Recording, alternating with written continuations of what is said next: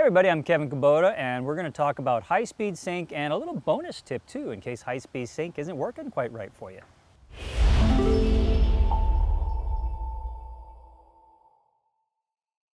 Hey guys, I want to give you a quick little tip about high-speed sync. I know it's a popular thing to use, and I think it really helps to utilize it best if you understand what's really happening behind the scenes when you're using high-speed sync.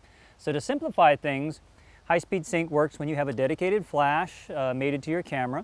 What happens when your shutter opens up to its maximum sync speed, which generally is 1/250th of a second on some of the Nikons, maybe a 200th of a second on your camera, is the shutter will stay open for that amount of time and a flash will fire completely one time during that exposure. And that's your optimum sync speed from 1/250 or less. Now, as soon as you go over your maximum sync speed, the shutter is never open over the sensor completely at one time. So what it does is it sort of scans across. The first shutter goes, the second shutter starts to follow, and it scans across. So the sensor is actually exposed in a strip rather than one big splash at a time. So what the flash is doing is it's actually strobing several times during that single exposure as the shutter strobes across your sensor.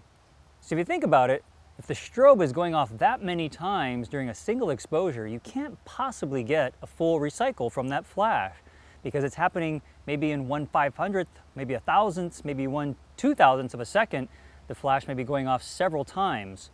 So there's no way you're going to get full power. And that's sort of the limit of high-speed sync, is that you're never going to get the exact full power that your flash is capable of. It's going to be a small increment of full power.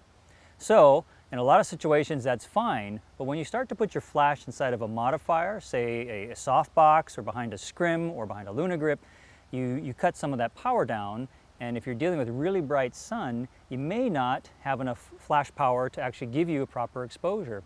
So you're going to hit the limits of high-speed sync. So if you're wondering why you're not getting the exposure you want, that could be it, is that you're just hitting the limits, especially if you're shooting with a wide aperture in bright sun, which I think is a really cool look, and one of the reasons that I use high-speed sync all the time is I do love that look of a very wide, shallow depth of field, wide aperture in bright sun as well.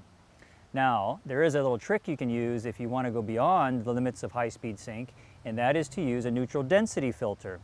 Now, neutral density filter looks like this, and there are various models you can get. This is a variable neutral density, meaning you just rotate sort of like a polarizer, and it goes from about 2 to 6 f-stops of exposure change. And that gives you a lot more room to play with as far as controlling your ambient light. And one of the things that I found when I started using this with the flash is that you actually get more power because you're using the flash at full power at 2/50th of a second. Does that make sense?